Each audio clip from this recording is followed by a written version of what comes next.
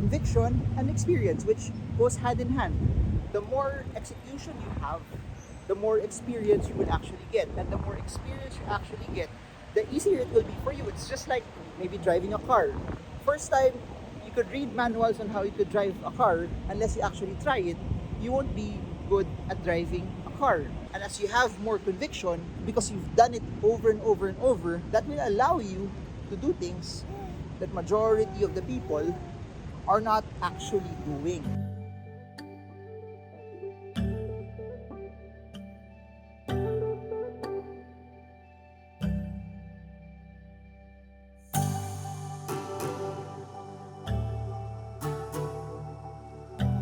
Hey guys, so in this video, I want to share elements that are very, very important and crucial if you want to invest. And I think they all go hand in hand with each other to help you to become a successful investor. So when you're investing, you're not competing against other people. That's why it's never about you comparing your gains, your earnings, or where you invested as compared to your friends or your family members. It's all about how it is and how important it is for you and whatever goals that you actually have.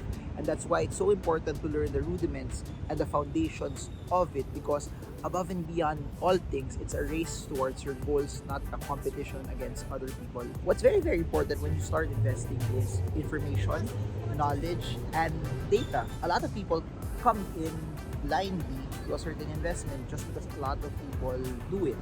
I want to submit to you, please spend the time to be able to learn. You don't have to be an expert, but at least you need to have a certain level of knowledge and understanding on what it actually is. And a couple of things you need to ask yourself is this: when you put your money into that investment, why do you need to put in money there? And how will your investment actually earn? If you try to look at the videos that I've created, there's a lot of general characteristics at it. It could be equity, it could be stocks, that you have a piece of ownership, or it could be debt.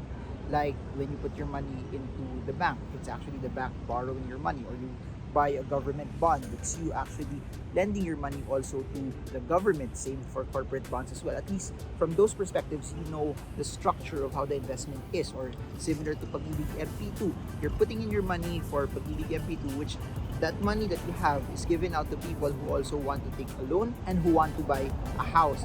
That's what I'm saying. A fundamental knowledge of what the investment is. Or if you're buying Bitcoin, you have an idea that Bitcoin is not a company, that Bitcoin also, you're not lending your money to Bitcoin, you're just buying an asset in the same way as you're buying gold. So very, very important component is knowledge. Never ever invest if you do not know anything about it. That's the best way to lose money if you have not studied it as well. Number two, I think, is this: you have to realize that when you start investing, there's a level of risk attached to it. And I know there are investments that are risk-free, but if you look at it also, even some bonds for some countries, they defaulted, especially if the country is not really a very, very good country, or it doesn't really have a good history in repaying its debts, or if they've defaulted also at certain times before. But of course, generally speaking, a lot of these sovereign bonds are generally risk-free, especially if you're going to the United States, especially if you're investing in a first world country or a developed market. These bonds are generally risk-free. But what I'm saying is this: don't ever think that when you go into an investment, it's all gains. Don't ever think that when people come to you or when you hear something that it's all upside and there's no downside, then that's where it gets fishy, that's where it gets wrong also. That's why every time I get into an investment, every time I look into something, I don't look at the upside first. I don't look at the potential to earn first. I look at the downside first. Every time I figure out my downside, every time I figure out the risks that are attached to it, everything else that's extra will be my upside. And I hope that's what you get also. You need to realize what are the risks when you invest into something. That is there a potential that you could lose everything? What's the potential for a decline for that particular investment? Very, very important to know what will be the downside, what will be the risk, and what will be your exposure, because that will also help you also to realize how you could diversify your investments. That will also help you realize also that if you're young, maybe you can take a bit more risk, or if you're older also, maybe the risk that you can take should be a bit lesser because you're getting older already, and the ability for you to be able to recoup that won't be as much anymore. So you have to look at it from that perspective as well, that there are certain things, there are certain conditions that risk is very, very important. So it's not just that you need to know a lot about it or you need to have information about it, but you need to realize the risks that you're getting into, because it's easy to get blinded. It's easy to get excited when all you see is the gain. It's easy to get excited when all you see is the opportunity. please remember this. Knowing what the risk is, that's where the opportunity lies. Knowing what the risks are will be very, very important to investments that you will actually take. So knowledge is important. Number two, knowing the risks that are there in the investments that you take is something that's very, very important and it's very, very essential. Number three also is this. A lot of people, when they get excited about something, they jump in. It's also very, very important to know how to allocate. That as you allocate also based on the risks that you're willing to take and the knowledge that you have. Meaning, if you're not too sure yet about it, then maybe you don't have to put in a lot. But it's nice also to start with a very, very small amount because it gets you skin in the game. And if you followed my videos for quite some time, I've been saying this over and over that if there's no skin in the game, there's no game at all. So very important to put a bit so that it allows you to be able to allocate well. Which brings me also to the next logical thing, that execution is everything. No matter how much you plan, no matter how much you do risk management, no matter how much you try to spend a lot of time to be able to learn more about it, but if you do nothing, then it's not really gonna help you. No one ever got rich because they overanalyzed. No one ever got rich because they did so much risk management, because the money still is in the execution. So study, get as much information as possible, do risk management, allocate, but above and beyond that, you execute.